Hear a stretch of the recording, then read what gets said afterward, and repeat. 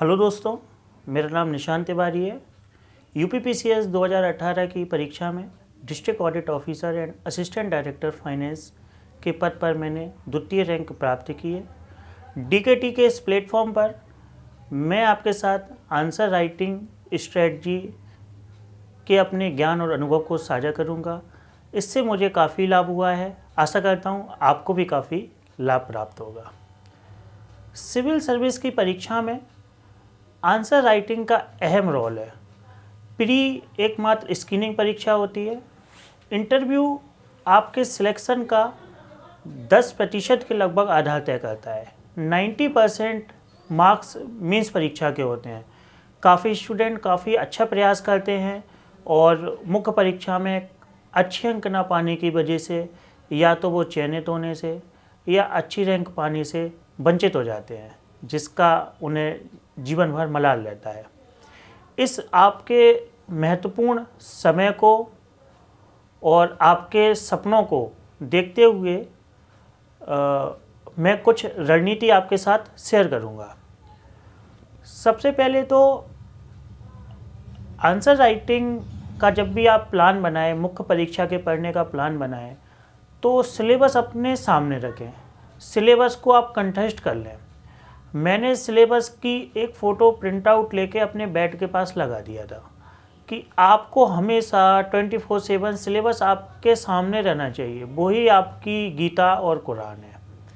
Syllabus के बाद आप जिस भी एग्ज़ाम की तैयारी कर रहे हो, यूपीएससी, यूपीपीसीएस, एमपीपीसीएस, आप उसमें जो प्रीवियस ईयर्स में आए हुए क्वेश्चंस हैं उन्हें अच्छे से दिमाग में बिठा लीजिए। उनका पैटर्न बिठा लीजिए कि वो क्वेश्चन कहाँ से पूछे जा रहे हैं, पिछले साल में क्या पूछे हैं, आगे क्या उनके पूछने की संभावना होनी चाहिए।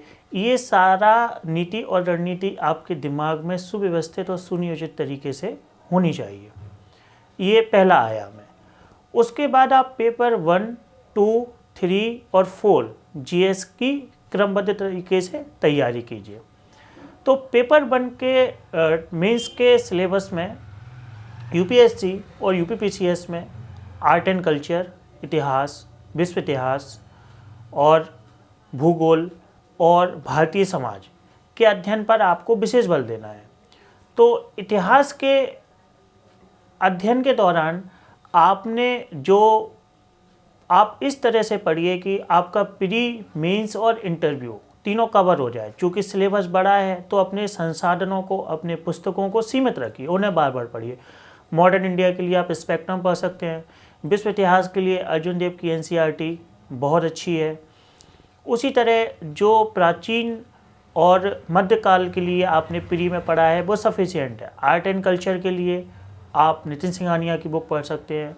ज्योग्राफी के लिए सबसे अच्छा सोर्स एनसीईआरटी है। आप इस बात को बिल्कुल विश्वास रखिए कि 100 में से 70-80% आपको मुख्य परीक्षा में इन कंटेंट से प्रश्न डायरेक्ट और इनडायरेक्ट मिल जाएंगे।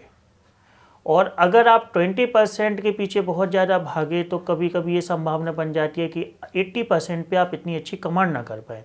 और आपने रिजल्ट भी देखा होगा कि यूपीएससी के भी मार्क्स आए लगातार 50% में आपको टॉप रैंक बन जाती है, आप आईएएस बन जाते हो। ऐसा ही यूपीपीसीएस में भी संभावना व्यक्त की जा रही है। मार्क्स तो अभी आए नहीं है। तो आप इन कंटेंटों को अच्छे से पढ़ लीजिए, आपका 80% 90% कवर हो जाएगा। इंडियन सोसाइटी के लिए आप किसी भी कोचिंग के मार्केट से नोट्स ले सकते हैं। आप एनसीईआरटी पढ़िए, क्लास 12 की एनसीईआरटी आती है, आप उसे पढ़िए। विजन का मेंस 365 आता है। तो मेंस 365 में जो भी घटनाएं होती हैं 1-1.5 साल की, वो उसमें कवर रहती हैं, तो वहाँ से आप कवर कर सकते हो।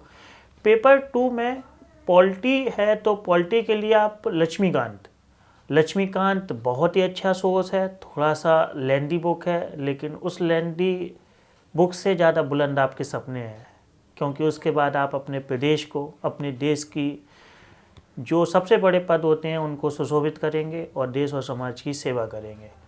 तो लक्ष्मीकांत को आप अच्छे से कंठस्थ करिए। लक्ष्मीकांत के बाद सामाजिक न्याय के खंड से जो प्रश्न आ रहे हैं वो मूलतः करंट अफेयर्स से आ रहे हैं, तो उन्हें आप पढ़िए। सामाजिक न्याय को, आईआर को पढ़िए आप, इंटरनेशनल रिलेशन को लेके मैंने जो विजन का मेंस 365 आया है वो मैंने पढ़ा था, और क्योंकि उसमें मेंस में 2-3 ही क्वेश्चन आते हैं तो उसमें बहुत ज़्यादा एफर्ट करने की ज़रूरत नहीं है। एफर्ट आप पॉलिटी और गवर्नेंस वाले सेक्शन में पेपर 2 में ज़्यादा करिए, वो आपके लिए ज़्यादा अंकदायी होगा। पेपर 3 में इकोनॉमिक्स के लिए आप काफ़ी सोशल मीडिया पे वीडियोस भी हैं, उन वीडियोस को आप अच्छे से देख सकते हो। और जितना भी सिलेबस मेंस के लिए है, जैसे कि भारत में भूमि सुधार है और खाद्य प्रसंस्करण उद्योग के बारे में है, तो करंट में जो भी चीज़ें चल रही हैं और जो ट्रेडिशनल है, तो इंटरनेट का यूज़ करते हुए आप विकिपीडिया वगैरह के माध्यम से अपना एक नोट्स बना लीजिए जिसमें सारे कीवर्ड लिखे हों और संकल्पनात्मक समझ आपके दिमाग में हो, जिससे एग्जाम के समय आप बेहतर प्रदर्शन कर सकें। साथ ही अपनी प्रस्तुति को बेहतर बनाने के लिए प्रयास कीजिए, जैसे कि आप समावेशी विकास के बारे में लिख रहे हैं तो आप गिनी कोफिशिएंट का एक बेहतरीन उसमें वक्र बना सकते हैं। आप भूमि सुधार के बारे में लिख रहे हैं तो भूमि सुधार का एक बेहतरीन जो आधुनिक भारत में एक उसका स्वर्णिम ऐतिहासिक विकास हुआ है उसे दर्शा सकते हैं। पर्यावरण के लिए जो आपने प्री में बुक पढ़ी होगी उसको दोबारा से रिवाइज करिए, और मेंस के लिए आप मेंस 365 जो विजन का है वो अच्छे से कर लीजिए, उसमें सारी महत्वपूर्ण घटनाएं कवर होती है।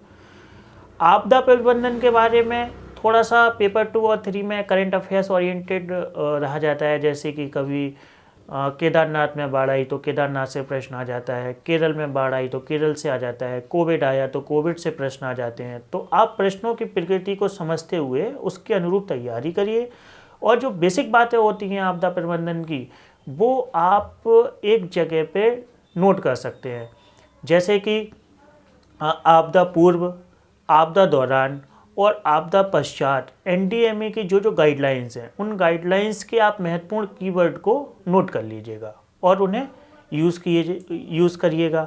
कुछ आपके जो इनोवेटिव विचार लिख लीजिएगा।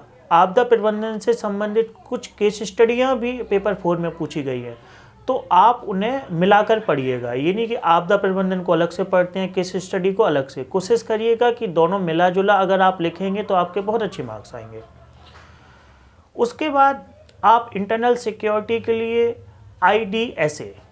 IDSA ने बहुत अच्छा आपको वहाँ पे रिसर्च पेपर और पॉलिसी पेपर्स मिल जाएंगे जहाँ से आप बहुत अच्छा लिख सकते हो। नीति आयोग की वेबसाइट पे भी साइबर क्राइम के बारे में लिखा है।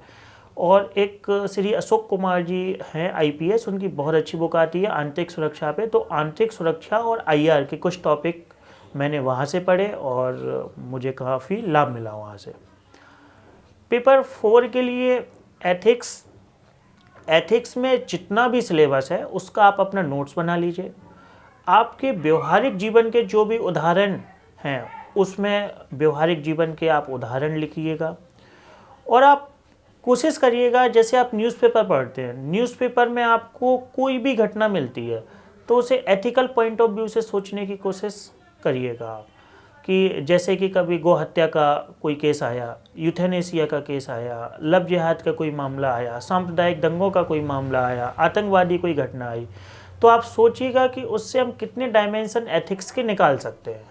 तो एथिक्स चूँकि काफ़ी अंकदायी विषय है, काफ़ी अच्छे नंबर दिलाता है, तो इससे आपका एथिक्स बहुत रोचकता के साथ इंटरेस्टिंग तरीके से होगा और आपकी कमांड भी बहुत ज़बरदस्त रहेगी। और एथिक्स तो इतना अच्छा पेपर आयोग ने लागू किया है कि जिससे हम अपने जीवन को बेहतर तरीके से देखते हैं, दार्शनिक तरीके से, प्रशासनिक तरीके से, राजनीतिक तरीके से, सामाजिक तरीके से। तो जीवन में कई सारी चीज़ें हमें उससे सीखने भी मिलती हैं। उसके बाद अब 2 चीज़ें मुख्य परीक्षा में सिलेक्शन का मुख्य आधार में मानता हूँ उन्हें, जो आपके रैंक, चयन, पोस्ट सबको डिसाइड करेंगे। वो है केस स्टडी और निबंध। केस स्टडी और निबंध। केस स्टडी और निबंध की खूबी क्या है कि आपको इसमें कुछ भी पढ़ना नहीं है, सब आपको अपने से जनरेट करना है, पूरा ज्ञान आपको जनरेट करना है। लेकिन अगर आप एक उसका बेहतर फ्रेम रखते हैं, एक बेहतर समझ रखते हैं, तो आप बहुत अच्छे से उसे कर पाएंगे। जैसे कि मैं क्या करता था, संडे को जितनी भी केस स्टडीज़ आई हुई है UPSC में, MPPCS में, UPPCS में उन्हें मैं सब अपने दिमाग में उनका फ्रेम बनाता था। दूसरा, सीसेट के पेपर में जो डिसीजन मेकिंग के क्वेश्चंस आए हुए हैं, डिसीजन मेकिंग के क्वेश्चन से मैं देखता था कि इनमें से क्या विकल्प होने चाहिए। अगर मैं कोई 4 विकल्प लिखता हूँ तो आयोग क्या लिखता है और मैं क्या लिखता हूँ, तो उसमें मैं सिमिलरिटी मिलाने की कोशिश करता था और उससे मुझे काफ़ी लाभ हुआ है। आप केस स्टडी को तैयार करते समय खुद से केस स्टडी बनाइए। जैसे कि आप सोचिए कि कोविड-19 महामारी के दौरान मैं एक जिलाधिकारी के रूप में हूँ, एक चीफ मेडिकल ऑफिसर के रूप में हूँ, कहीं सांप्रदायिक दंगे हो रहे हैं तो मैं डीएसपी के रूप में क्या कर सकता हूँ, एसपी के रूप में क्या कर सकता हूँ, यहाँ पर क्या एथिकल इश्यूज़ हैं, कहीं पर बालिकाएं पढ़ने के लिए नहीं जा रही हैं तो यहाँ पे मैं क्या कर सकता हूँ, एक डीएसपी के रूप में, एक शिक्षा अधिकारी के रूप में, एक जिलाधिकारी के रूप में। तो इससे आपके मस्तिष्क का क्षितिज का काफ़ी विस्तार होगा और निसंदेह आपको सब में लाभ मिलेगा। उसके बाद आता है मुख्य बात निबंध की।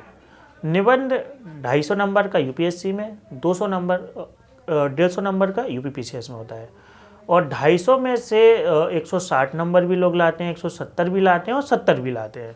तो सबको डिसाइड कर देता है निबंध का पेपर।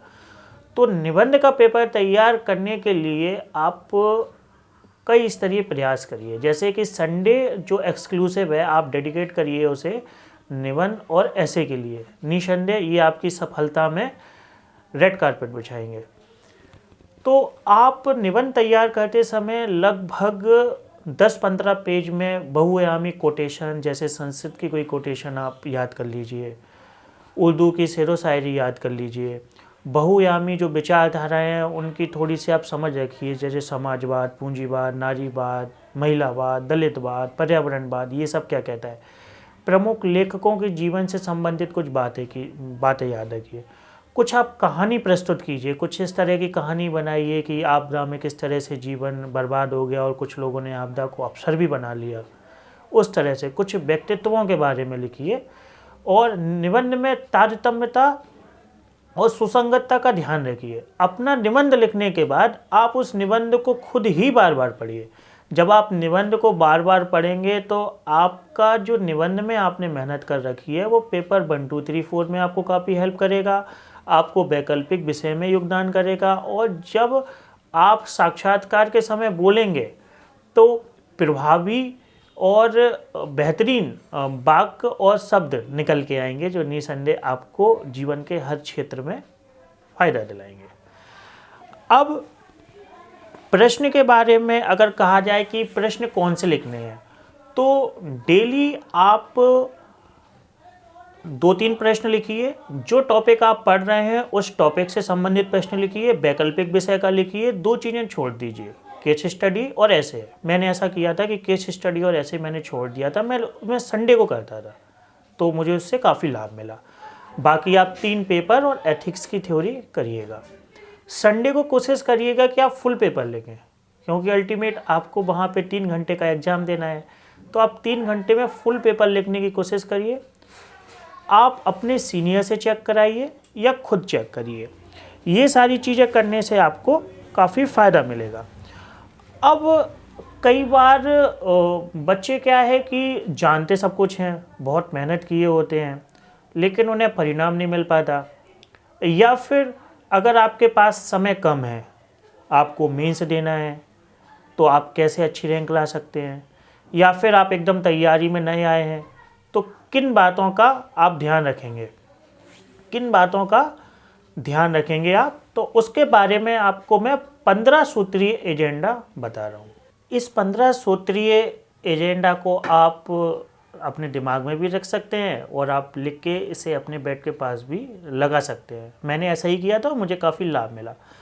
सबसे पहले नंबर पर जब भी आप प्रैक्टिस करें, उत्तर लिखें, एग्ज़ाम हॉल में हों, तो आप प्रश्न की सटीक समझ विकसित करें।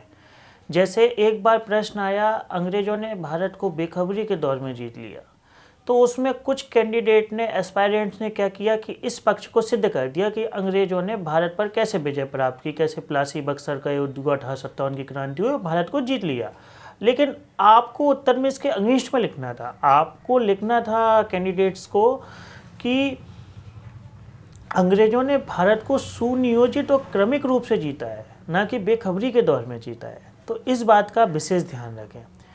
प्रश्न की सटीक समझ रखने के साथ उत्तर की व्यवस्थित रूपरेखा आपके पास होनी चाहिए। आपको पता हो कि प्रस्तावना लिखनी है, अगर 3 डायमेंशन पे क्वेश्चन है तो फिर हमें 3 पैराग्राफ या 3 डायमेंशन आप शीर्षक के रूप में दे सकते हैं, पैराग्राफ के रूप में दे सकते हैं, पॉइंट के रूप में दे सकते हैं कि मैं उसे दूंगा। उसके बाद एक बेहतरीन प्रस्तावना, प्रस्तावना के बाद एक प्रस्तावना कहते हैं कि first impression is the last impression. प्रस्तावना आपकी बहुत ही उत्कृष्ट होनी चाहिए। उसके बाद आप एक ऐसा निष्कर्ष लिखें जिसमें सब चीज़ों का समाहार हो और वो एक किसी भी जो पाठक है, पाठक को एक बेहतर कोई नवाचारी रास्ता सुझा सके। इस तरह से आप प्रयास कीजिए लिखने का।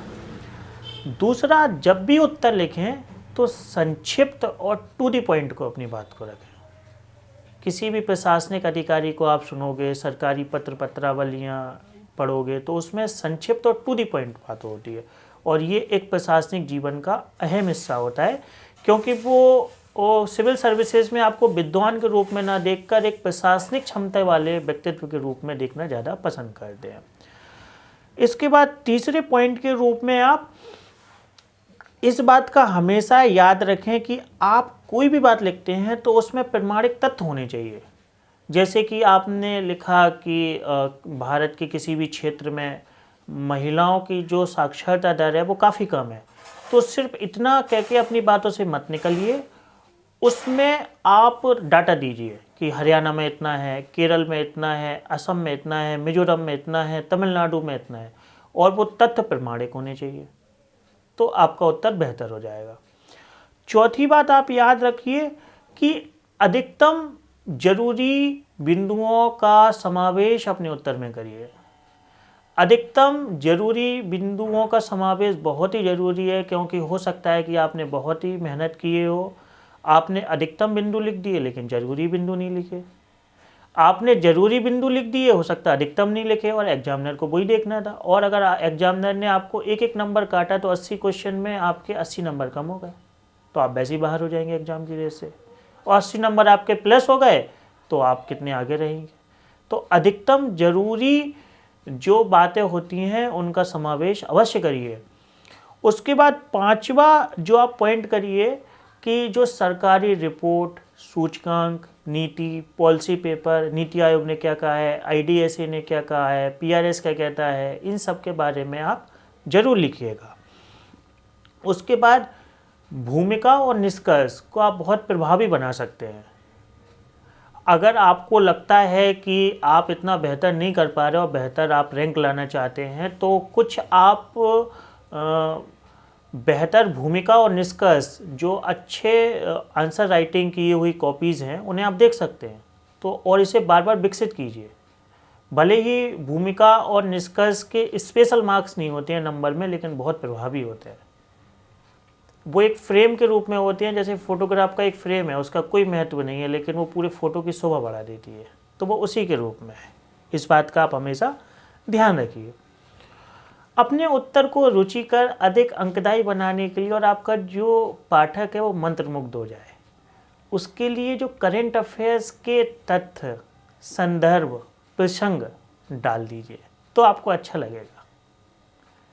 जैसे आपने कोविड के बारे में डाल दिया, कोई आपने बेंगलोर में सांप्रदायिक घटना के बारे में डाल दिया, फ्रांस में कोई आतंकवादी घटना हुई आपने वो डाल दिया, कोई समाज संस्कृति की आपने बात डाल दी, तो आपका उत्तर और ज़्यादा बेहतर हो जाता है। उत्तर लिखते समय आप एक बात का याद रखिए कि जो आपका दृष्टिकोण हो वो प्रशासनिक हो। फिर प्रश्न उठता है कि प्रशासनिक दृष्टिकोण कैसा होता है, तो प्रशासनिक दृष्टिकोण संतुलित होता है, वो समावेशी होता है, वो लोकतांत्रिक है, उदारवादी है, जो आपकी कॉन्स्टिट्यूशनल मोरालिटी कहती है वो उसके अनुरूप है। तो इन बातों का आप अपने उत्तर में ध्यान रखिएगा कि उत्तर आपका लोकतांत्रिक हो, समावेशी हो, आप किसी भी विचारधारा के प्रति, किसी पार्टी के प्रति, अपनी किसी भावना के प्रति झुके ना।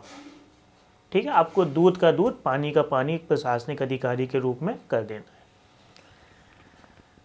एक साफ सुथरी हैंड राइटिंग हो तो अच्छा लगता है। एग्जामिनर को मैंने देखा है कि कई साथ में लोग कॉपी चेक करते थे, तो वो पहले अच्छी राइटिंग वाली कॉपी पहले ले लेते थे। अब कॉपी तो चेक करनी है तो ख़राब राइटिंग हैंड राइटिंग की भी होती थी। तो कोशिश करिए कि हैंड राइटिंग आप बेटर कर सकें। कम से कम गांधी जी की श्रेणी में तो आप ना आए।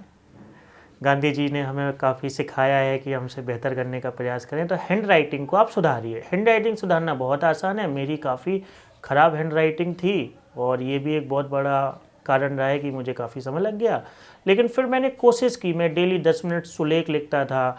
कुछ वर्ड मेरे ख़राब होते हैं, लगभग आप ऐसे 10 और 15 वर्डों का चयन कर लीजिए जो ख़राब बनते हैं। सा है, पा है, माँ है, सी है, डी है, एक्स वाई जेड कुछ भी जो है, आप उसके कंटिन्यू ठीक करने की प्रैक्टिस कीजिए और 7 से 8 दिन 10 दिन में ही आपकी हैंड राइटिंग में काफ़ी परिवर्तन हो जाएगा। वो पढ़ने योग्य तो हो जाएगी, पठनीय हो जाएगी। उसके बाद उत्तर लिखते समय एक नया ट्रेंड आया है पिछले 4-5 सालों में कि पहले क्लासिकल राइटिंग होती थी कि कितना आप में कंसेप्चुअल क्लैरिटी है, कितना आप एनालिटिकल पावर रखते हैं, उसका मार्क्स मिलता था। लेकिन अब एक नई शैली के रूप में उभर गया है कि कितना अच्छा आप डायग्राम, माइंड मैप, नक्शे के साथ अपने आंसर को प्रेजेंट करते हैं। तो आप जितना अच्छा प्रेजेंट करते हैं उतना अच्छा आपको मार्क्स मिलेगा। जैसे कि आप लिख रहे हैं नागा शैली के मंदिर लिख रहे हैं, तो नागा शैली मंदिर का अगर एक आप डायग्राम बना देते हैं तो निसंदेह आपको वो 1 अंक बढ़ा देगा और आपका उत्तर सबसे अलग हो जाएगा। तो इन सब चीज़ों को शामिल करने की कोशिश कीजिए।